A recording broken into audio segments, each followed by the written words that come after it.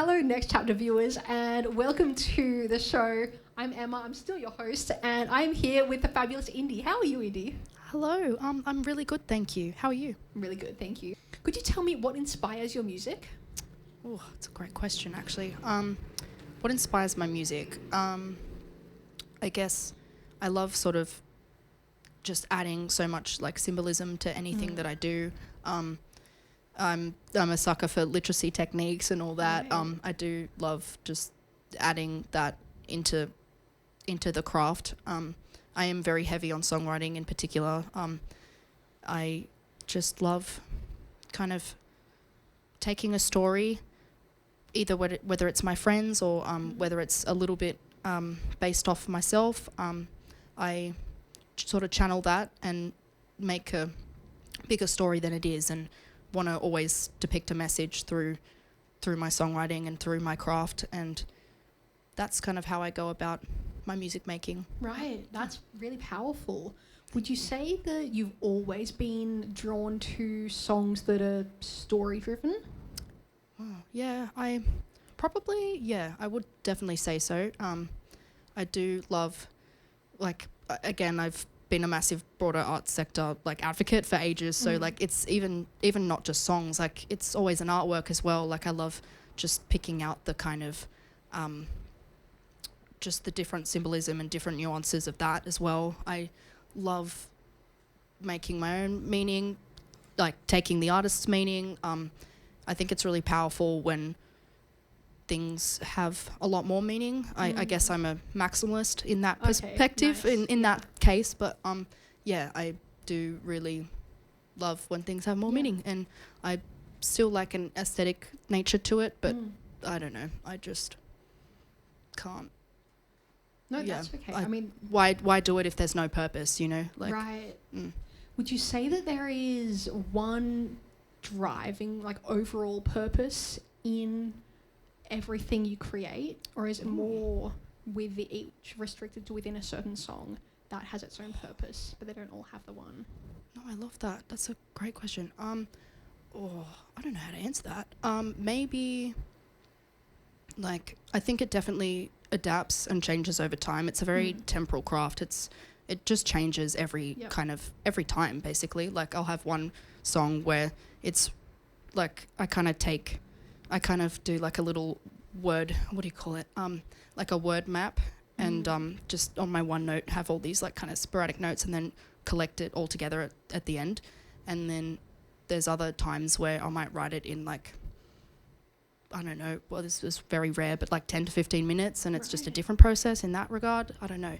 I think it's ever changing, and I like growing in that regard and having adopting different strategies and trying to get the most out of it, and just keep changing. I think that's the essence of the craft, but I don't know. No, that's fantastic. That is a really great sign that you're constantly looking for these ways to change and grow in what you do. So your music is quite literary focused, which is a fairly unique thing from what I've seen, at least.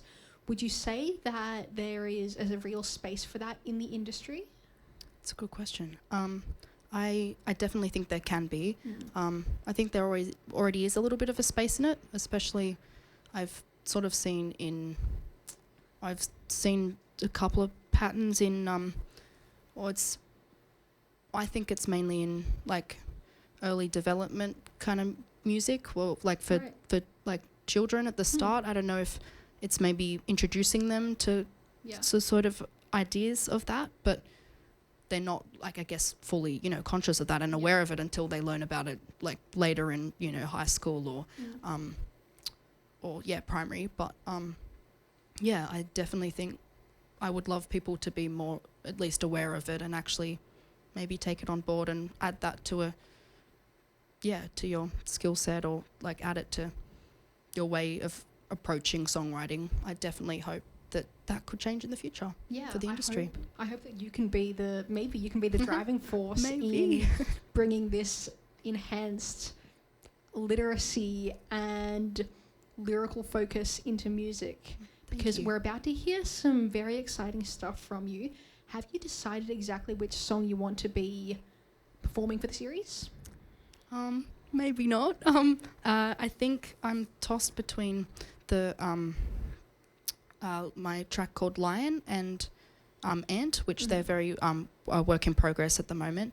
My most recent one, Lion, actually, it's I won't say too much of what it's about, but it's inspired by it's actually inspired by my father. He there's actually a couple of little little moments in his language and in my language, because I'm half Macedonian and he's Macedonian, and I wanted to honour his language in a song, and that was sort of one of my goals for a next song, and I think I did that. I think I added the only little short kind of sharp phrases that I knew, so like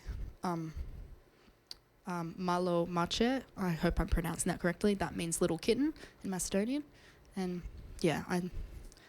that one's about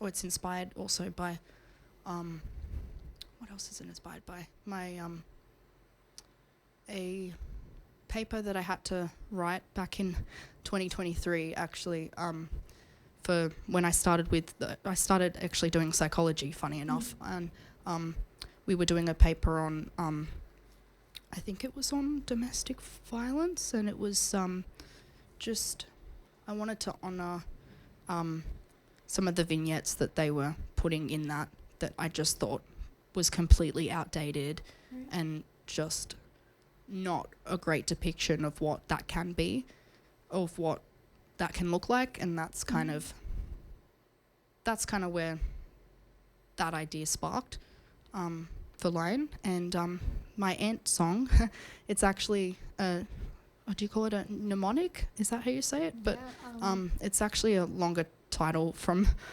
also from an English essay that I wrote. It's actually the absurdity of the anonymity of her no-named title, where I wanted to actually honour the